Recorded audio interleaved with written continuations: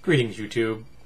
I pretty much only watch news on television. I don't really have much use for TV beyond that any longer. Most of the time I use my TV to play DVDs. But last night I was on, I think it was ABC News, the main news channel, whatever that's called. And they were interviewing an Israeli security expert. This guy used to be in charge of the actual security for all the Israeli airports. And the interviewer asked him if he thought that the new scanners and enhanced pat-down methods, the groping being done by the TSA here in the US, was effective. And he replied, no, it isn't effective. So they asked, well, how do you do it in Israel? Well, this is what they do. All of the agents in Israeli airports are college educated. After that, they receive months, multiple months, of training. They are constantly tested. Their bosses send in undercover operatives with fake explosives on them, and their job is to find the fake explosives.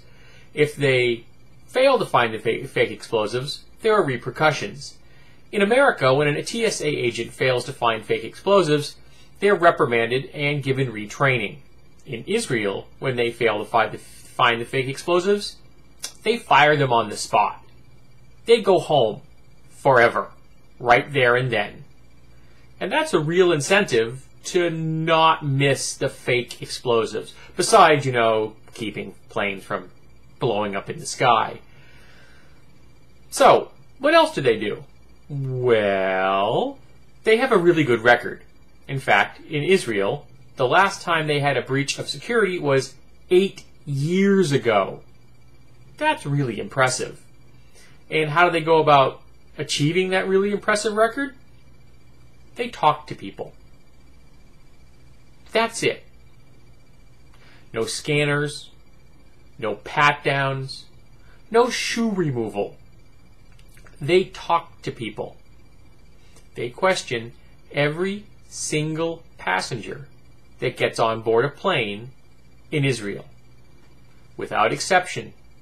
Doesn't matter who you are.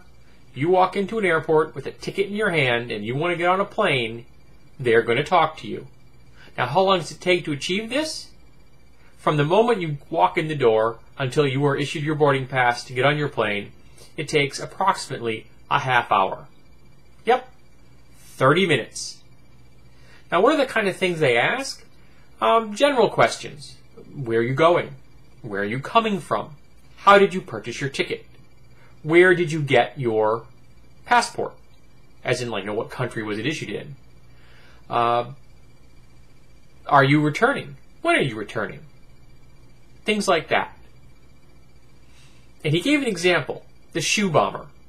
He said if they had questioned the shoe bomber, they would have caught him. Because the shoe bomber had some very strange things. For example, he got a British passport in Belgium. Ding, ding, ding. He paid cash. Ding. He bought a one-way ticket. Ding. He had no luggage. Ding. So you see, it requires investigation to find a bad guy.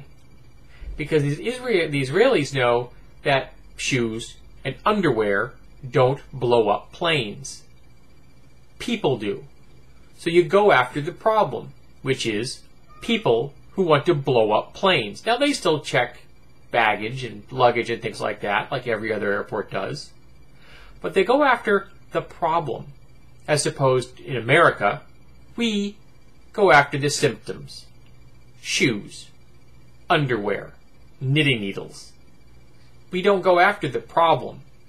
Our TSA agents are not all college educated. They do not receive months of training. If they fail a test, they are not fired. If we did things the way the Israelis do it, we'd be a whole lot better off. And we wouldn't need expensive scanners. And we wouldn't have to grope people. I don't know if you've seen the footage of what kind of groping they do now, but I have. And there are only two types of people that are allowed to touch me in that way. One is my wife, and two are medical professionals I have hired to help me stay healthy. Nobody else gets to touch me like that. In fact, touching me like that, other than those two classes of people, is probably going to get you hurt. And I'm willing to do that if you touch me like that. I consider that a breach of my personal space. I consider it assault. I consider it a violation of my Fourth Amendment. So keep your hands to yourself. Don't grope me. But are we going to do these things? Are we going to adopt the Israeli model? You know, the model that works, that keeps probably one of the most paranoid governments in the world happy? No, we're not. We're going to continue pouring money and resources into an ineffective system that treats the symptoms instead of going after the problem. Because that's what we do here in America. If there's a good solution, we don't pick it.